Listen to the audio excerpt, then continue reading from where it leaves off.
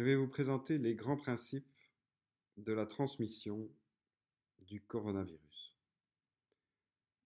Le coronavirus se transmet par des particules, des gouttelettes que nous expulsons en permanence quand nous respirons, quand nous parlons, quand nous éternuons, quand nous toussons.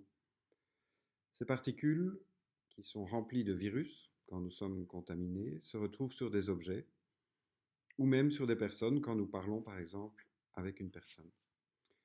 Le virus va entrer dans notre organisme soit via notre bouche, soit via notre nez, soit via nos yeux. Il ne va pas entrer par la peau, parce que la peau est pour lui une barrière infranchissable. Nous allons nous contaminer, soit en recevant directement sur notre visage des gouttelettes expulsées par la personne qui est en face de nous, quand elle parle ou quand elle tousse, soit en ramenant avec nos mains vers notre visage des particules de virus que nos mains auront été chercher sur des objets contaminés. C'est pourquoi les deux objets principaux pour éviter la contamination, ce sont d'une part les masques et d'autre part les gants et le lavage de mains. Il est extrêmement important de retenir qu'un quart à 50%, la moitié des gens qui font la maladie et qui sont contagieux, n'ont pas de symptômes, jamais de symptômes. Donc, ça veut dire qu'on ne peut pas s'appuyer sur les symptômes pour être plus prudent ou moins prudent avec une personne. On ne peut jamais savoir si la personne est contaminée et contagieuse ou pas.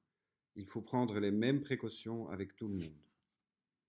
Le masque chirurgical, le masque classique, est un masque qui va protéger l'environnement de celui qui le porte.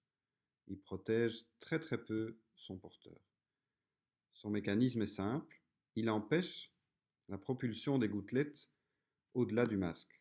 Il va retenir toutes les gouttelettes contaminées dans le masque et il va aussi retenir et perturber les courants d'air provoqués par la respiration et donc retenir dans une sorte de petite bulle les gouttelettes contaminantes de la personne qui porte le masque.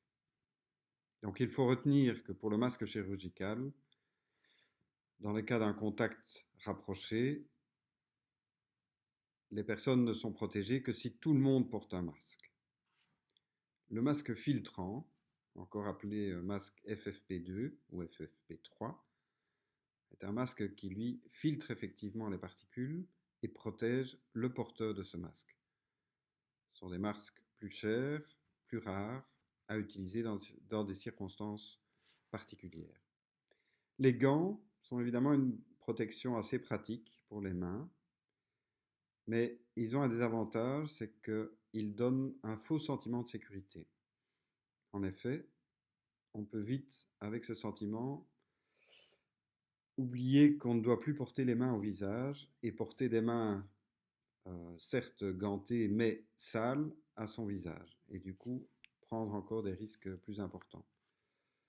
C'est pourquoi il faut réserver l'usage des gants à des moments particuliers où on risque particulièrement de se salir les mains et plutôt favoriser le lavage des mains régulier.